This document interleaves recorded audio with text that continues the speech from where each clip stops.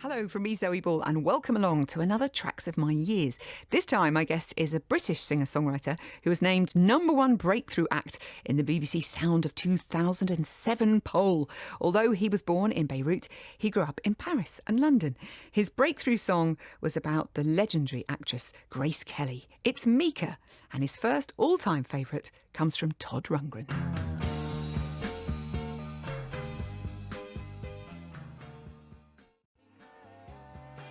Mika, welcome to Tracks of My Years. An absolute pleasure to have you here. It's a big pleasure to be here. You have chosen 10 fantastic records for us to play across the week. I chose about 52, I think, really? To be fair. And then you whittle it down. Tortured you. It's an impossible task, though, isn't it? It is. It's completely, it's the hardest thing that you could possibly ask someone to do, at least a musician as well, or a fan. Because I'm a songwriter, but I'm a fan more than anything. And starting there with Todd Rundgren, I Saw the Light, which is a beautiful record, and it's such a romantic idea as well. Do you remember the first time you heard this? It's one of those kind of like perennials that you don't even know where you heard it. You know, I always talk about the Beatles as well as like, I don't know the moment I discovered the Beatles. My generation doesn't have that moment of discovery, of hearing it for the first time. To me, he represents great songwriting. He represents kind of elegant stuff that lasts for a very, very long time. And it's good to have that. It's like a tonic for years in a way. That kind of songwriting that'll last for a really long time. You could change the song. They could evolve. They could become probably some kind of bleep blop kind of weird electronic thing in 30 years when we're not listening to tonal music anymore. But the song and the message and the emotion that it provokes will survive. You've chosen Adele, Hometown Glory. Now, she's a wonderful lass, and we're all so excited about her next album. It's like, come on, Adele, where is it? But Hometown Glory, why did you choose this one, Mika? I think that there's a couple songs that changed the path of Adele's career, and Hometown Glory is one of them. I mean, it's easy to say something like Chasing Pavements was the breakthrough, but it wasn't. It was a breakthrough from a radio point of view and from a commercial point of view. But the other songs that pulled it much closer to her complicated and quite beautiful story that she has had already at such a young age, and the maturity that she has to describe her emotions. Like, she's so emotionally intelligent. She's not someone who's the most well-read person in the world, but when she speaks, she does it like this kind of like wise Zen Buddhist kind of like, she has a sense of perspective and you feel reassured, and I think that's what's so nice about this song. I've been walking in the same way as I did.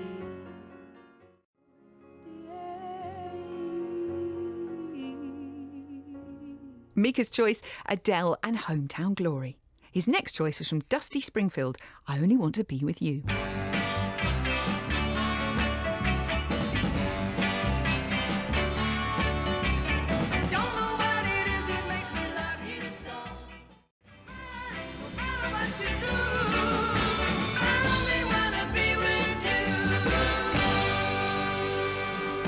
Dusty Springfield, I Only Want to Be With You. Another corker, Mika. What is it that you love about Dusty Springfield? I like the story of Dusty Springfield. On my list as well, there's obviously there's some Pet Shop Boys in there as well. I don't know if you've chosen it. Have you chosen it? We have chosen the Pet Shop Boys. Well, yeah, that's on tomorrow's show. So tomorrow there's some Pet Shop Boys, and obviously the paths of the life of Dusty and the Pet Shop Boys, it kind of came together towards the end of her career. In the UK, we know her story a little bit more. Quite a solitary, strong woman with a very secretive private life, very tumultuous private life as well. But the amazing thing was, because I work a lot internationally, and a lot of people outside the UK have no idea about this entire other side of her life. They just see her as this good time singer, like really good singer.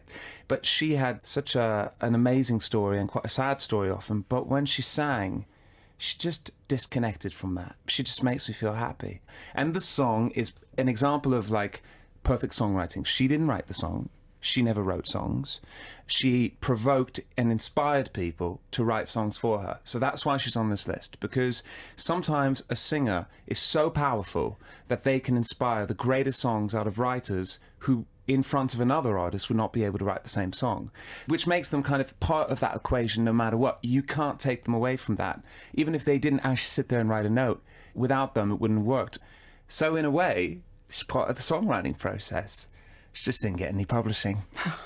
Next up, great record from the Bee Gees, and one we don't get to hear enough, frankly, Inside and Out. if Dusty was pretty punk in her personal life, Bee Gees were too. I mean, people don't know that as much. They really had quite an amazing way of making music. In a way, a lot of these records that they made were profoundly musical. They weren't manufactured. They were a real band. They searched for melodies. They recorded a huge amount. They did the arrangements themselves. Barry Gibb is genius when it comes to putting together records. You take away Drive Talking out of Saturday Night Fever, and you just listen to it as a record, how it's put together. It's so subtle. Just any of the records, they make you move, but it's really musical and it's really subtle.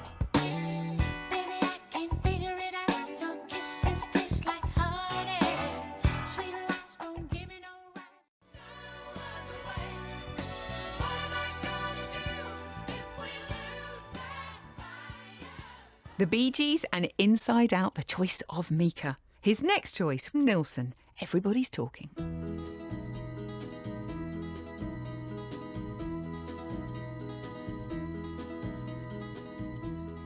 Everybody's talking at me. Nilsson, Everybody's Talking. It's quite a character, Nilsson. Do you know lots about him? I know a huge amount about Nilsson because I'm one of those. I mean, all Nilsson fans are really strange geeks. Let's just get to the point. The people who have been provoked to be a fan of Nilsson. Are you a Nilsson fan? I am Zoe? a massive Nilsson fan. So, yeah. Case There in we point. go. There we go. See. He was a very bitter man. The general public would come up to him and be like, I love your songs. And he'd go, which ones? Everybody's Talking or Without You? He got really angry about it because they were two songs that he didn't write. I see. Everybody's Talking was actually a Fred Neil song that he covered for Midnight Cowboy. He sang it much, much better than Fred Neil. And Without You was also a cover, and he sang it much, much better than the original band. But this song belongs to him, even if it was written by Fred Neil. It is one of the most beautiful, poetic, nostalgic ballads that has ever been written in the history of pop music, and it doesn't have one diva note in the entire thing.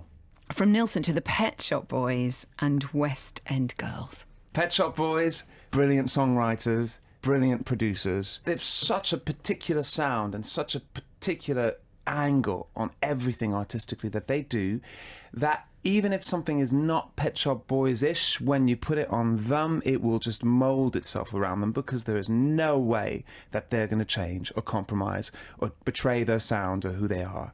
And that is also a big quality in artists, that the people that just are kind of almost monumental in the inflexibility.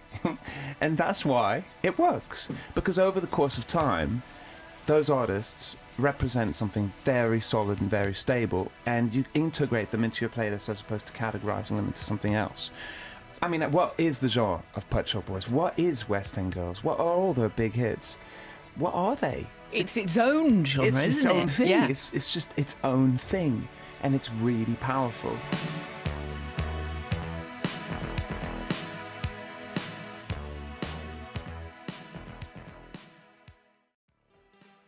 The Pet Shop Boys there with West End Girls. Mika's next choice is from Depeche Mode. Just can't get enough.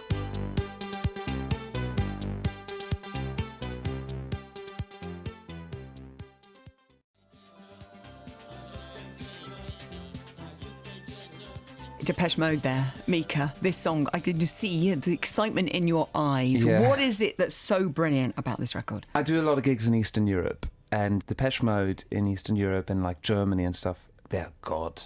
There's bars, Depeche Mode bars. I've been to 2 of them where everything is Depeche Mode-y. And like they show videos, they only play Depeche Mode in like radio versions and cover versions, and it's just like intense. They're really fascinating as a group of people, enigmatic performers, brilliant songwriters. That pedestal that can be built underneath an artist or a band doesn't exist anymore. We will never have another Depeche Mode. We will never have another U2. We will never have another Madonna or Michael Jackson, because we build things up so quickly that we dismantle them just as fast. And I think that Depeche Mode are, you know, in today's scene, it's like I try to find a parallel. It's really hard to find a parallel. The sound is completely different. There's a little bit of it in Muse, but Muse have done a lot of other things in order to survive. But Depeche Mode is again something that's really inspiring. A beautiful choice. Your second song today, Carole King, So Far Away. from Tapestry, which is a beautiful album. Tapestry is one of the most perfect pop albums ever made, and it doesn't have one loud note in the entire thing. Everything that is on that album and everything that is on this song serves a purpose to tell a story, and that's why it's so brilliant. The storytelling side of pop records and of songwriting. So I think that, for me, it's a real reference record. Everything on that album is just brilliant. It's endless.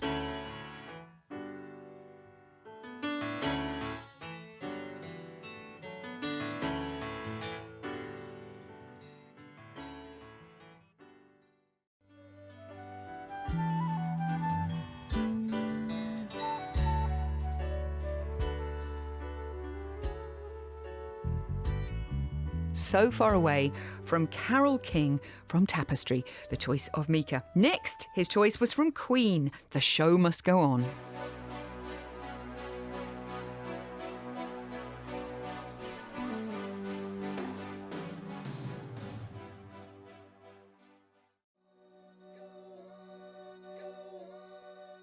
Queen is kind of, for me, you take a bunch of ingredients that shouldn't work together and you put them together and you have one of the greatest musical, glammy, really rock bands in the history of pop and rock music. Those kind of melodies and those kind of arrangements fall into the land of music theatre. You take classical music, you try to put it into pop or rock music, and you end up with something that's so heavy, it lacks agility, that it doesn't take off. And the one thing that is essential in dance music, in pop music, in rock music, is that it takes off like a rocket and it takes you with it. Whether it's a sad song or a happy song, it needs to take off. But with Queen, they managed to take all those classical influences, those amazing melodies that you hear almost in opera, and the harmonies and the piano movements and the chord movements, and do something that is it's just like a NASA rocket. It just goes. And it's a testament to the quality of the musicianship in that band. The power comes from Freddie in terms of the way he played the piano. He played it like a drum instrument. He drove everything. He sings like the gears of a car. There's no time wasted. You know, normally a singer, when they sing a chorus, it just takes time for that rhythm to get you, but he's so on it and he's so precise with his rhythms. He's like the petrol in that band. And then you've got Brian, who oversaw a lot of the recording process. I think he was probably the most studious one. And then, you know, you've got all these backing vocals that were actually done, a lot of them, by Roger Taylor.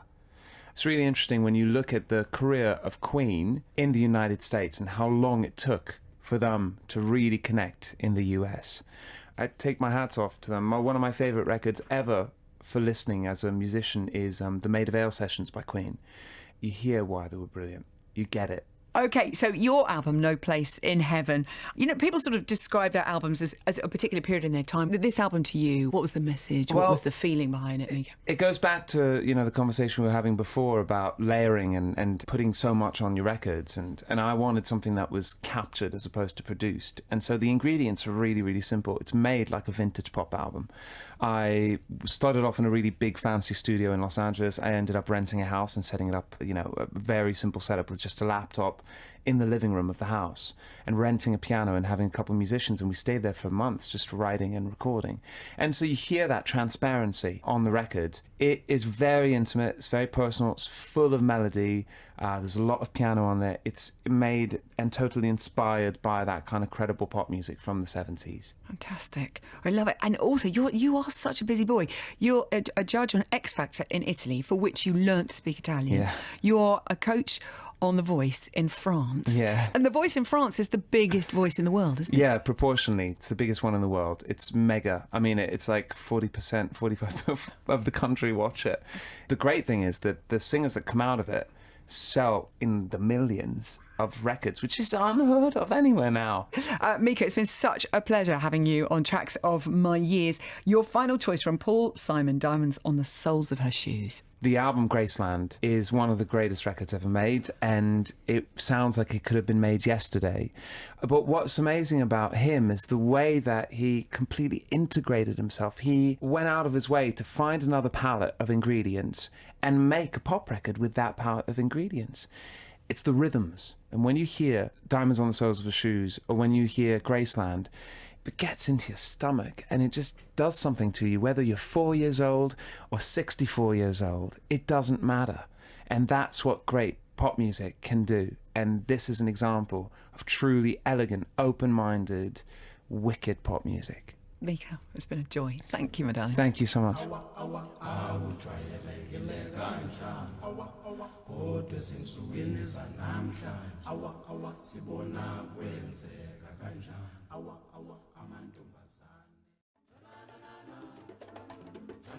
Diamonds on the Soles of Her Shoes from Paul Simon, the final choice on Tracks of My Years of Mika. Goodbye from me, Zoe Ball. I hope you've enjoyed the programme. And don't forget, Ken Bruce will be along very soon with another edition of Tracks of My Years right here.